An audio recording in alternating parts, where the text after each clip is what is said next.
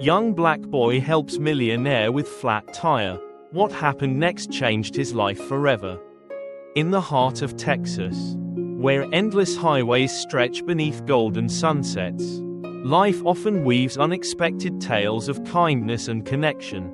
This is a story of two strangers, one young and humble, the other wealthy and disillusioned, whose chance encounter on a dusty road forever altered the course of their lives.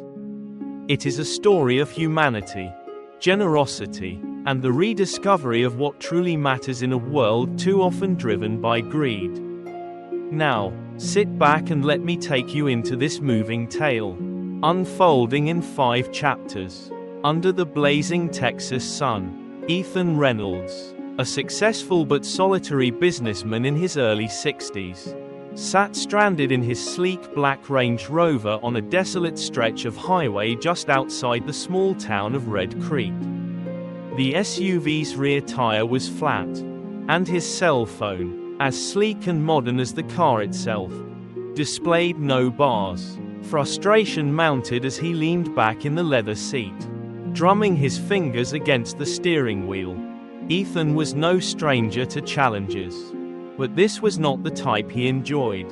Accustomed to solving million-dollar problems from his high-rise office in Dallas, he now found himself helpless in the face of a simple mechanical failure. As the minutes dragged into an hour, Ethan's patience began to fray.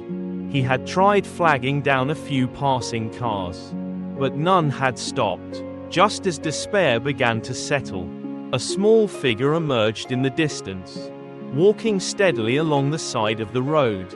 It was a boy, perhaps 14 or 15, wearing a faded red hoodie and scuffed sneakers.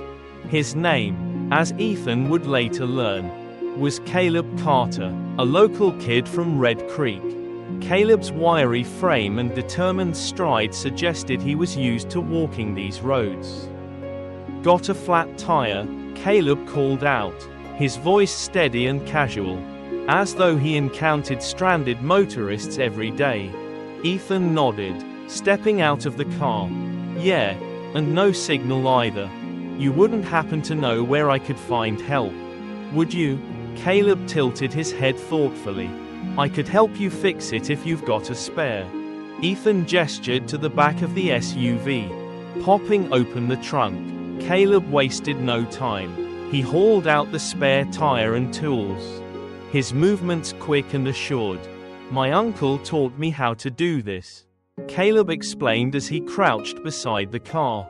"He says it's something every man should know." Ethan watched, a mix of curiosity and admiration building within him. The boy worked with quiet confidence, tightening bolts and checking the alignment of the spare tire. It was a sharp contrast to the rushed efficiency Ethan was used to in his corporate life. Here, every movement had purpose, every step an understated grace. 15 minutes later, Caleb stood, brushing the dirt off his jeans. "You're good to go," he said with a small, self-assured smile. Ethan reached into his wallet and pulled out a crisp $50 bill. "Here, for your time. I appreciate it." But Caleb shook his head, taking a step back. "No thanks, sir. Just happy to help." For a moment, Ethan was stunned. It wasn't often he encountered someone who didn't want something in return. He stood there, holding the bill as Caleb turned to leave, his footsteps crunching softly on the gravel. As Ethan climbed back into his car, his mind lingered on the boy. There was something in Caleb's unassuming kindness that stirred an old, almost forgotten part of him. He watched Caleb grow smaller in the rearview mirror until the road swallowed him up entirely. For the rest of his drive, Ethan found his thoughts drifting to the boy with the scuffed sneakers. He couldn't quite place the feeling, but he knew that this encounter, simple as it was, had unsettled something within him, a longing, perhaps, or a question he hadn't yet formulated.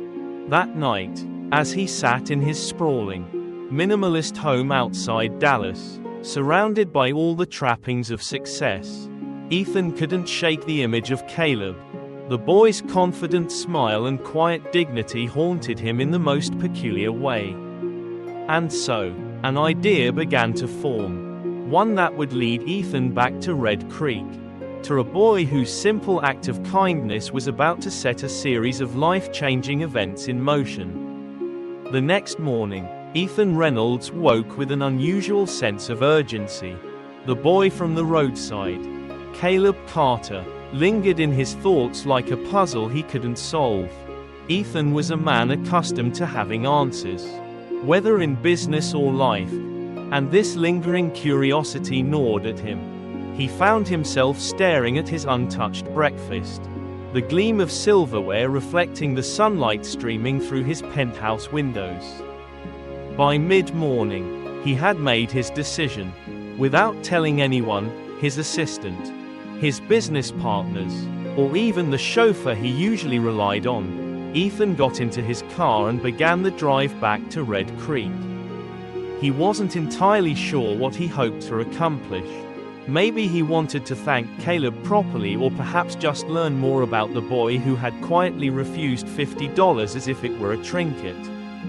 The journey south was long but peaceful, the skyscrapers of Dallas giving way to rolling fields and quiet, winding roads. By the time Ethan arrived in Red Creek, the small town seemed almost suspended in time. Quaint houses with neatly trimmed lawns lined the streets, and a few locals lounged outside a diner with appealing, "Open" sign. Ethan parked outside the diner, unsure of where to start. As he stepped out of his car, the warmth of the afternoon sun enveloped him.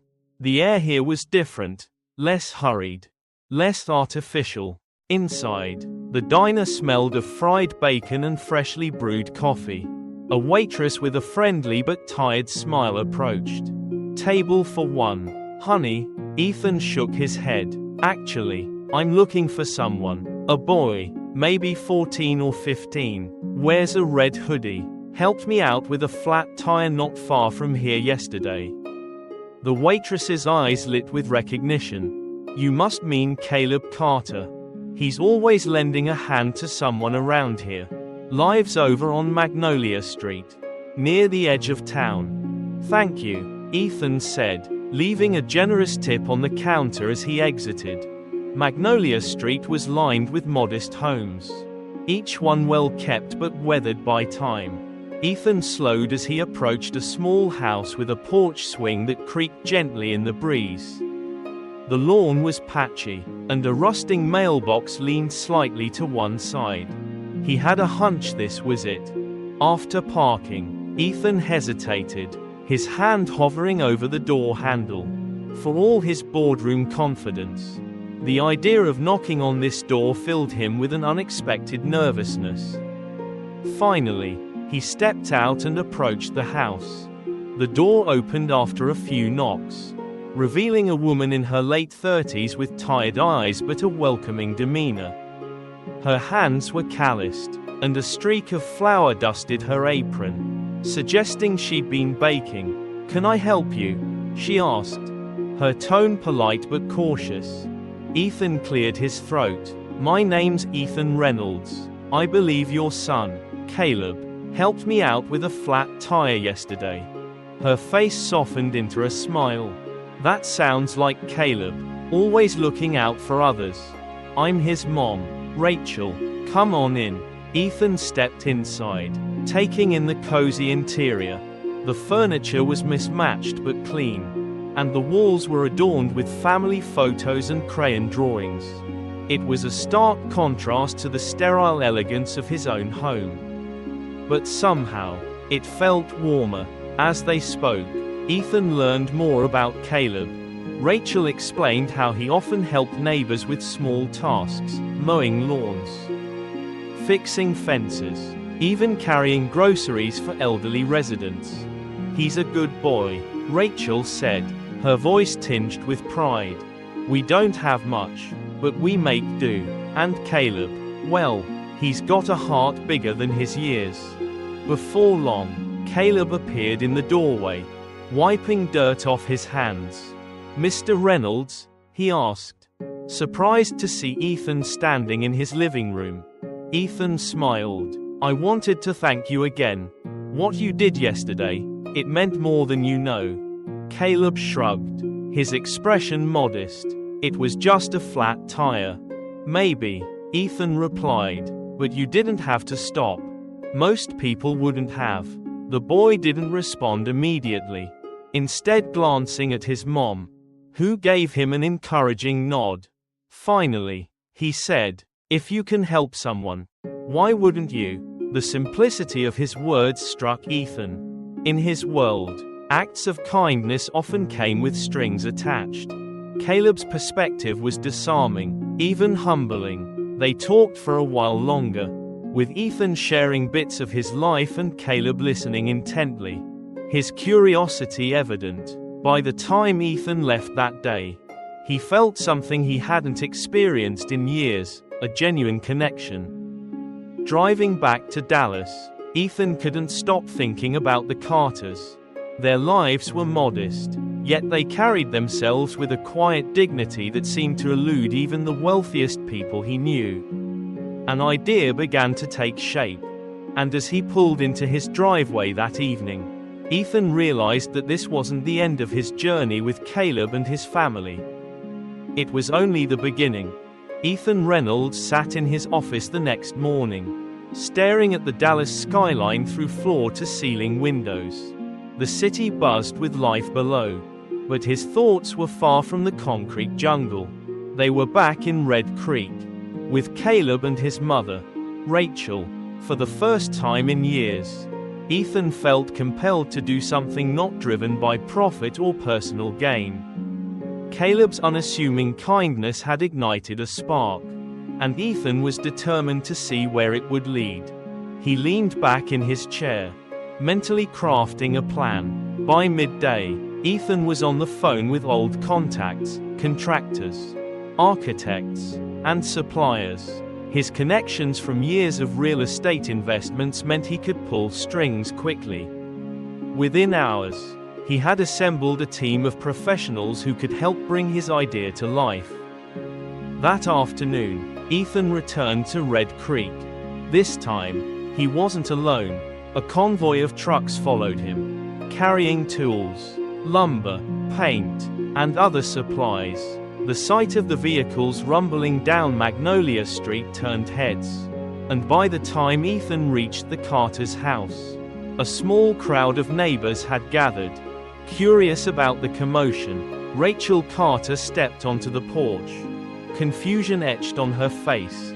Caleb appeared moments later, his eyes widening as he saw the trucks unloading supplies. Ethan approached them with a warm smile. Rachel, Caleb, I hope you'll forgive the intrusion. I couldn't stop thinking about how much you've done for others, and I thought it was time someone did something for you. Rachel looked at him, bewildered.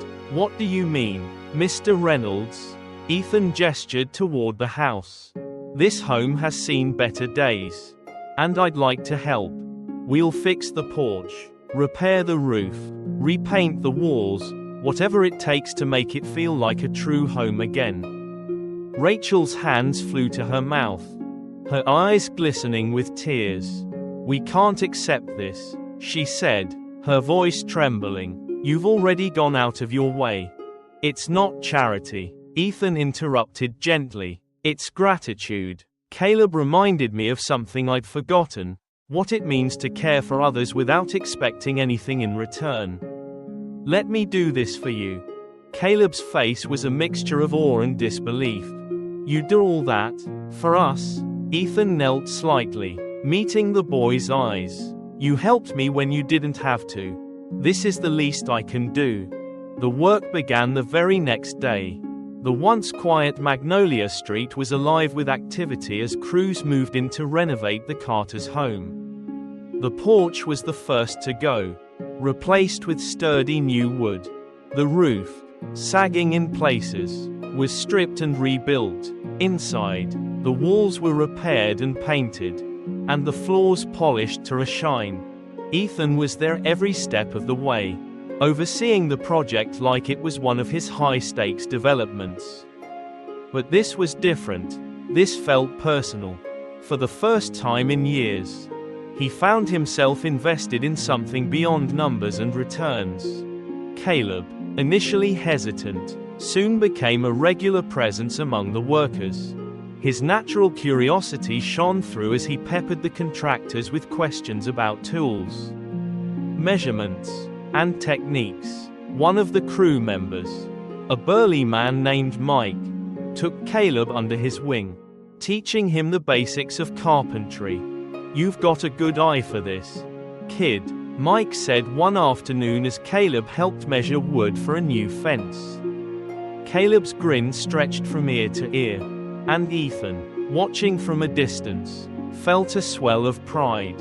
As the days turned into weeks, the transformation of the house mirrored a transformation within Ethan himself.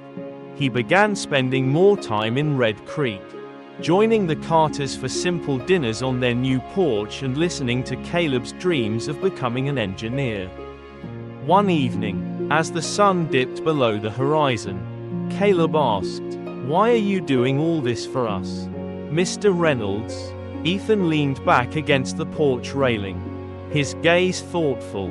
"Because someone once did something similar for me when I was about your age. My parents didn't have much, but a neighbor stepped in when we needed it most.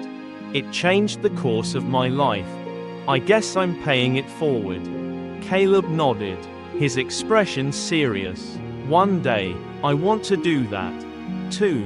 Help people." "You already are, Caleb," Ethan said. "You reminded me of what matters. Don't ever lose that."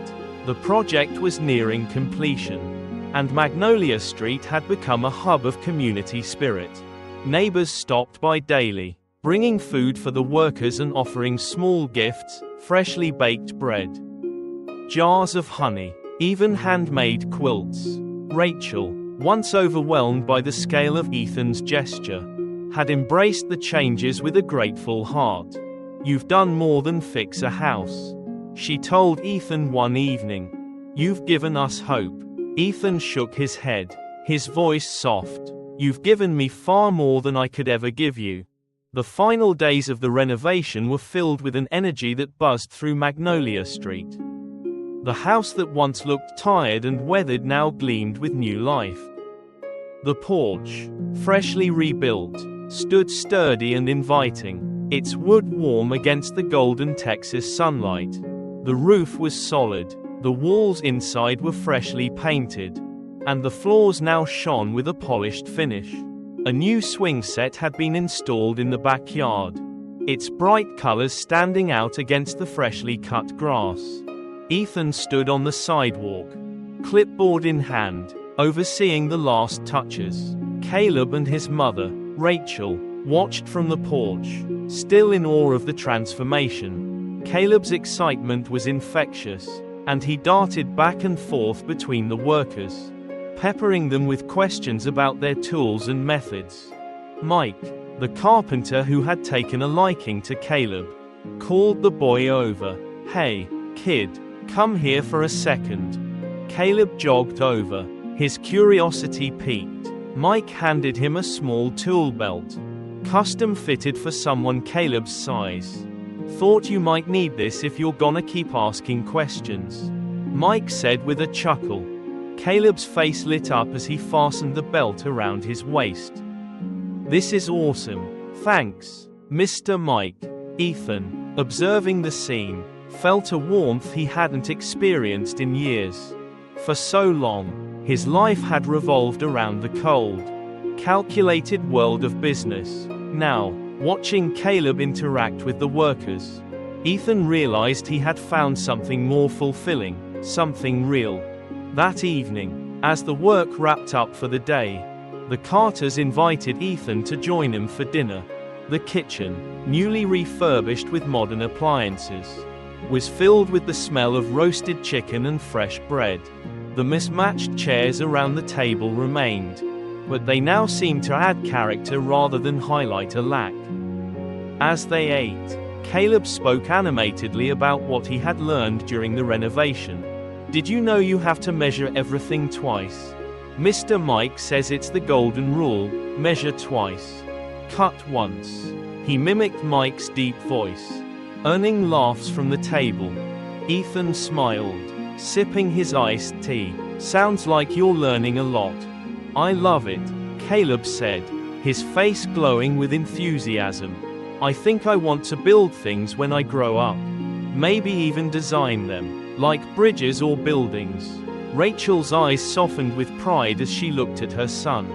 He's always been a dreamer, she said to Ethan. It's just hard to make those dreams a reality when you're trying to get by. Ethan leaned forward, his tone earnest. Rachel, I think Caleb has what it takes to do anything he sets his mind to. And I want to help him get there. Rachel looked at him, her brow furrowing slightly. You've already done so much, Mr. Reynolds. I don't know how we can ever repay you. You've already repaid me, Ethan replied, in ways I didn't expect. Caleb reminded me of something I'd forgotten, how much good there is in simple kindness. The following day, the renovations were complete. The workers packed up their tools, and neighbors gathered on the front lawn to admire the finished product. A local baker brought cupcakes, and someone else arrived with a jug of sweet tea. It felt less like the end of a project and more like a celebration.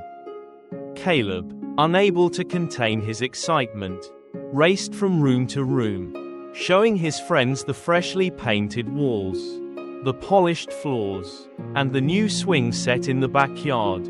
His laughter echoed through the house, filling it with a joy that hadn't been felt in years. Ethan watched from the porch, leaning against the new railing. Rachel joined him, holding 2 glasses of sweet tea. She handed him one and stood beside him, her gaze sweeping over the lively scene. You've done more than fix a house, Mr. Reynolds, she said softly. You've given us a home. Ethan looked at her, the sincerity in her words touching him deeply. It's not just the house, he said. You and Caleb, you've reminded me of what life is supposed to be about. Family, connection, purpose. I spent years chasing things that don't matter. But being here, this feels real. Rachel nodded, her eyes misting. It is real, and you're part of it now. That night, as the celebration wound down, Ethan lingered on the porch, watching the stars emerge in the vast Texas sky. Caleb joined him, his tool belt still fastened around his waist. Mr. Reynolds, Caleb began, his tone more serious than usual. I've been thinking a lot about everything you've done for us. I want to do that someday, help people like you helped us. Ethan placed a hand on Caleb's shoulder, his voice steady. You're already helping people, Caleb. Your kindness set all of this in motion. Don't ever lose that. The boy nodded, his expression thoughtful as he looked out into the night. I won't. Ethan smiled, feeling a deep sense of contentment. For the first time in years, he wasn't thinking about his next deal or acquisition. Instead, he thought about how he could continue to make a difference, how he could be the kind of person Caleb already believed him to be. The morning after the renovations were completed, Ethan Reynolds woke early.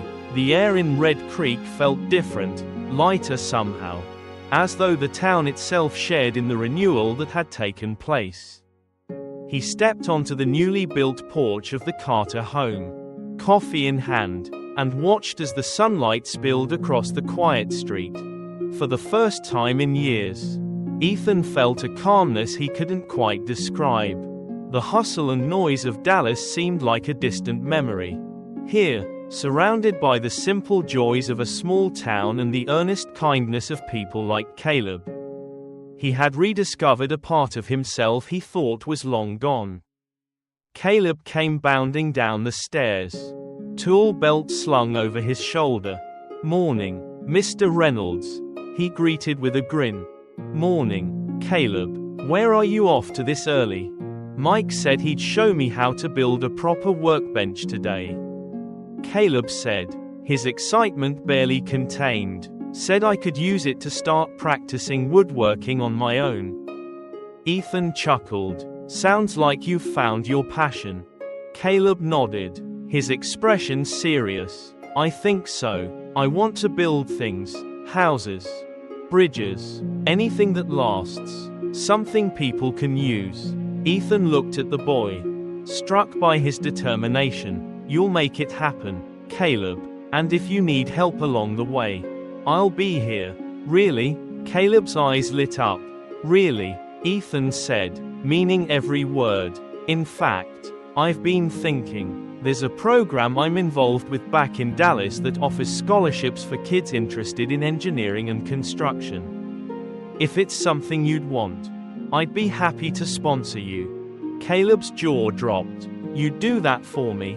Ethan smiled. I'd consider it an investment in the future. As word of the Carter home renovation spread through Red Creek, the story became more than just a tale of a wealthy man helping a struggling family. It became a spark for the community. Inspired by Ethan's generosity, neighbors began pitching in to help each other. Fences were mended, gardens planted, and elderly residents received repairs to their homes. One evening, Rachel Carter stood on the porch, watching as neighbors helped repaint the house across the street. It's amazing what you've started here, she said to Ethan. He shook his head. I didn't start it, Caleb did. All I did was follow his lead. Rachel smiled, her gaze softening. You've given this town more than a house. You've given it hope. When it came time for Ethan to leave, the goodbye felt heavier than he expected. Caleb stood by his car, tool belt still slung over his shoulder. Will you come back to visit? He asked, trying to mask the sadness in his voice. Ethan placed a hand on Caleb's shoulder. I will, and I expect to hear about all the projects you're working on. Rachel joined them, a small package in her hands. Before you go, she said, I wanted to give you something. Ethan opened the package to find a framed drawing, one of Caleb's early sketches of a bridge. Simple but filled with promise. In the corner, Caleb had scrawled, Thank you for believing in me. Ethan swallowed hard, touched by the gesture. This means more to me than you know, he said, as he drove away from Red Creek. Ethan glanced in the rearview mirror. Caleb and Rachel stood waving on the porch, their home now a vibrant symbol of resilience and connection. Back in Dallas, Ethan's life didn't quite return to normal. He found himself drawn to initiatives that aligned with the values he had rediscovered. He established a foundation aimed at supporting small-town communities like Red Creek, providing resources, scholarships, and opportunities for families in need. Ethan also stayed in touch with Caleb, making frequent visits to Red Creek to see the boys' progress. Caleb's passion for construction blossomed, and with Ethan's sponsorship, he was accepted into a prestigious engineering program. Years later, Caleb returned to Red Creek, not as a boy but as a young man, ready to give back to the town that had shaped him. He worked on projects to improve the town's infrastructure, always carrying with him the lessons Ethan had taught him. One summer evening, Ethan found himself back on the Carter porch, now surrounded by a group of neighbors and friends.